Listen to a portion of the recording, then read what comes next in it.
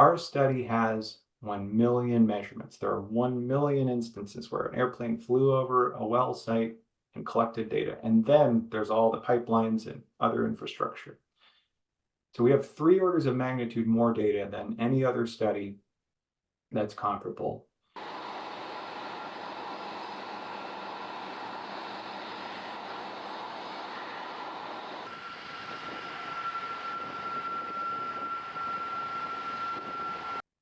We found that it's actually even more concentrated. Emissions are even more concentrated than we thought. It's not 5% emitting about 50% of emissions. It's some cases as low as 1 in 1,000 sites responsible for half or more of total emissions.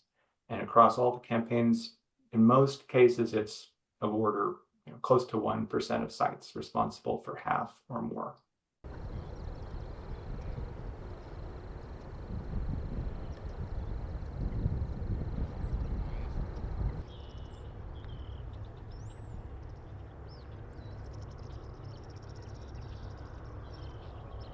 In most cases, at least for just well sites, where most of the emissions generally are, only about 1% of sites are responsible for half or more of total emissions. Okay. And without these really comprehensive measurement campaigns that look at everything, it's pretty easy to miss a lot of those most important sites. But we've captured them, and when we do that through these comprehensive studies, the picture really changes.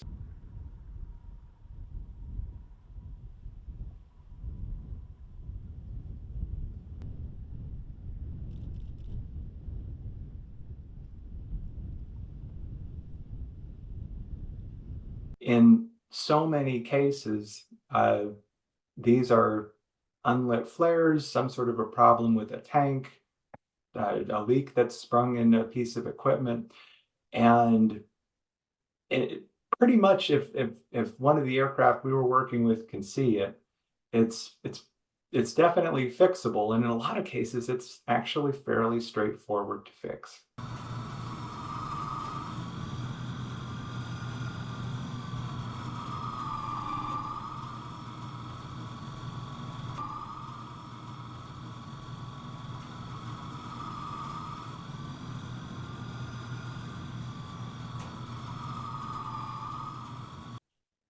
The main reason the Permian has had such high emissions, especially in the 2019 timeframe, is that it's a region of rapid growth, primarily driven by oil production.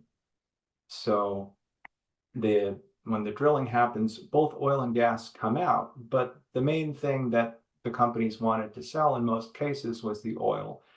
And there wasn't always enough pipeline capacity to take the gas away. So gas became at certain points kind of a byproduct, and prices were very low locally, in some cases negative, where companies had to pay someone to take their gas away.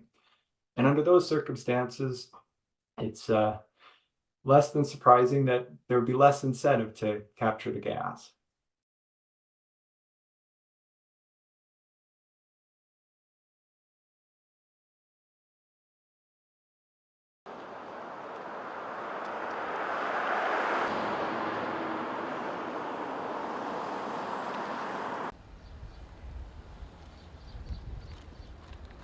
The Denver-Julesburg is in the middle of a large metropolitan area, and the Colorado has, over the past 10 years or so, advanced a series of really leading regulations in oil and gas emissions, not just methane, but also volatile organic compounds.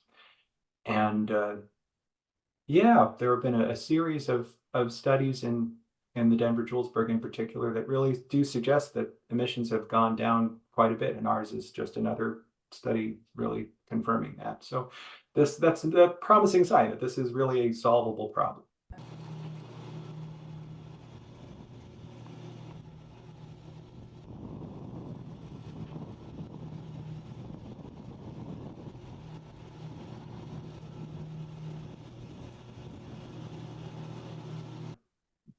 this is really an opportunity to cut emissions quite rapidly with targeted efforts at these highest emitting sites. And if we can get this roughly 1% of sites under control, then we're halfway there, because that's about half the emissions in most cases.